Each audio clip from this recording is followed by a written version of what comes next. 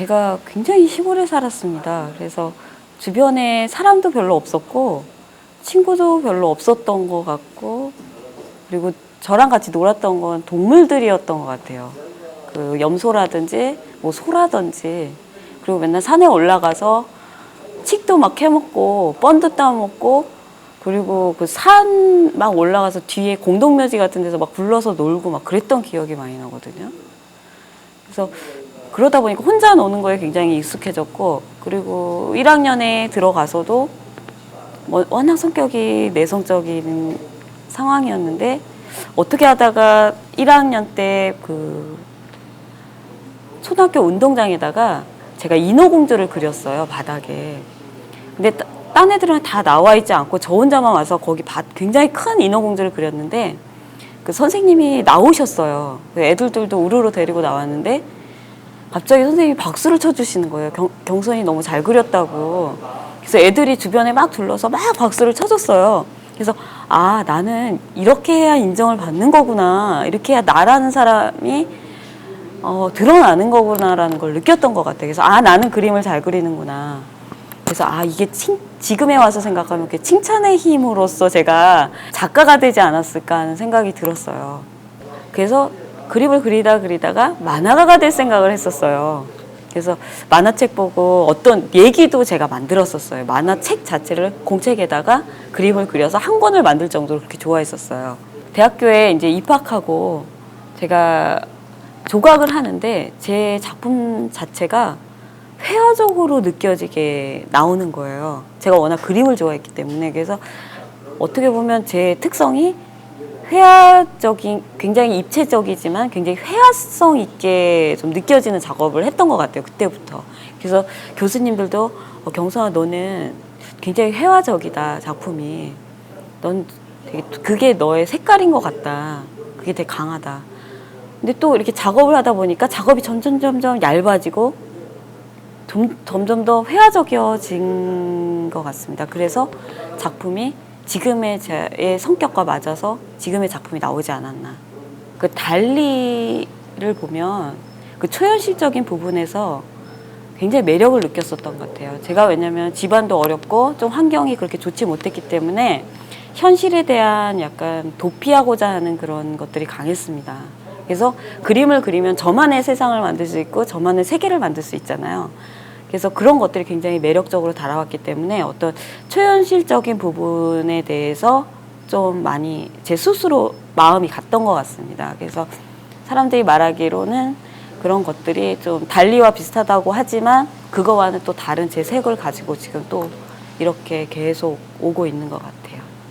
제가 스페인 유학을 했었어요. 근데 유학을 했다가 한 3, 4년 있다가 다시 한국으로 돌아와서 다시 스페인에 가야 될 이유를 만들고 싶었어요. 그래서 난 전시를 해야겠다. 스페인에서 꼭 전시 한번 해야겠다라는 생각을 가지고 제가 나무로 포트폴리오를 만들어서 다시 그냥 무작정 떠났어요. 다시 스페인으로.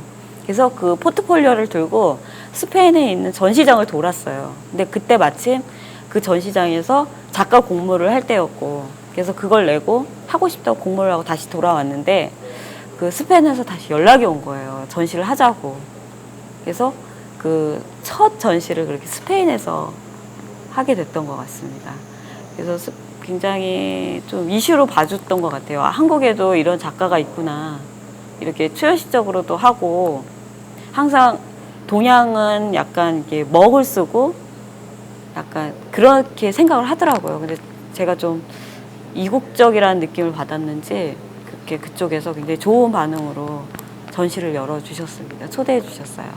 첫 전시 때는 공존이라는 주제로 전시를 했는데, 그것은 동물과 저와의 관계에서 느껴지는 그런 소통 같은 거를 주제로 했었습니다. 동물과 같이 공존하면서 살아가야 되는 인간. 그런데 그 안에 또 그 동물이 제 주변 사람으로 이렇게 이인화돼서 표현되어진다고 할까요? 약간 그런 형식으로 좀 나왔던 것 같습니다. 내용이. 하지만 좀 지금과 다르게 굉장히 무거웠고, 좀 제 현실이 그렇게 따뜻하진 않았던 것 같아요. 그때 작품을 보면. 굉장히 힘들게 작업했고, 굉장히 어두운 내용이었고, 하지만 거기서 막 찾아내려는, 따뜻함을 찾아내려는 그런 게 많았던 것 같습니다.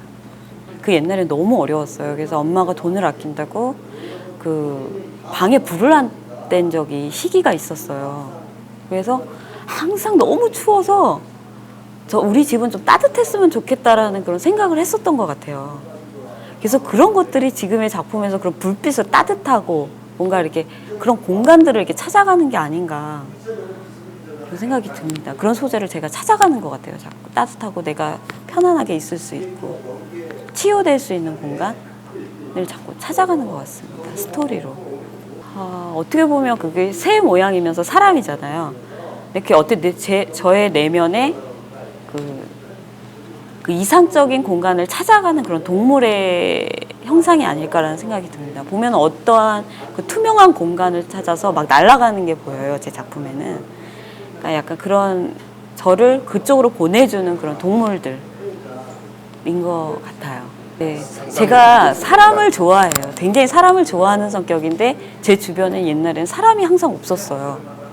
집도 어려웠기 때문에 더 그럴 수도 있지만 좀 약간 제 자신을 막 드러낼 수 있는 그런 것도 없었고, 그러면서 지금은 굉장히 잘 어울리고 하는데 그 내면 안에는 계속 사람들을 모으는 것 같아요. 이렇게 군집을 하게끔 이렇게 주변에 있었으면, 제 주변에 있었으면 하는 그런 것들이 많이 있는 것 같아요. 그래서 자꾸 이렇게 뭔가 이렇게 무리가 있고 그 새가 나오고 같이 갔으면 하는 그런 것들이 표현되지 않았나. 뭔가 이게 사람들이 퇴색돼 가잖아요. 내면이 굉장히 차가워지고 형식적이어지고 좀 이렇게 물질적인 게 강해지니까 제 자신이 거기에서 오는 공허감이라고 해야 될까요?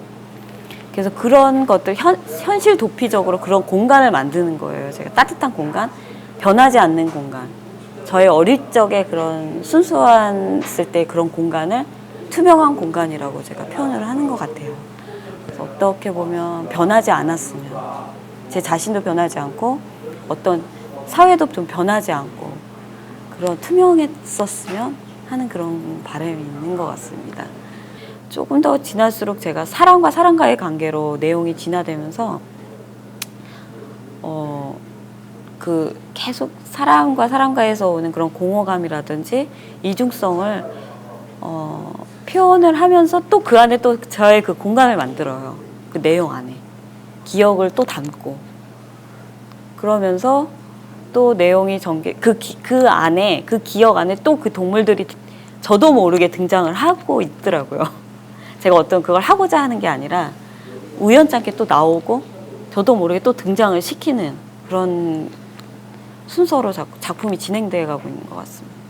사람과 사랑이 있으면 제가 그 안에서 또 다른 공간을 만들어서 또 표현을 해요. 작품 안에 보면은 예를 들어서 저쪽에 있는 가방 작품 같은 경우도 보면은 사람과 있지만 그 안에 또 다른 공간이 또 있어요.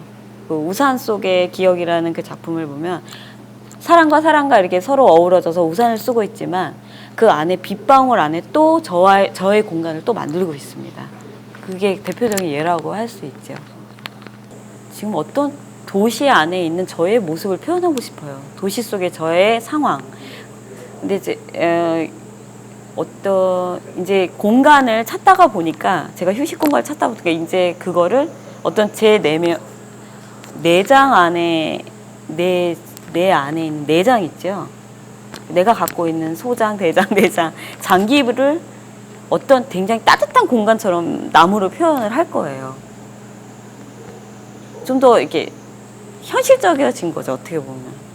그러면서도 그런 어떻게 보면 굉장히 징그러운 부분일 수 있지만 그거를 굉장히 따뜻하고 재밌게 표현하고 싶어요.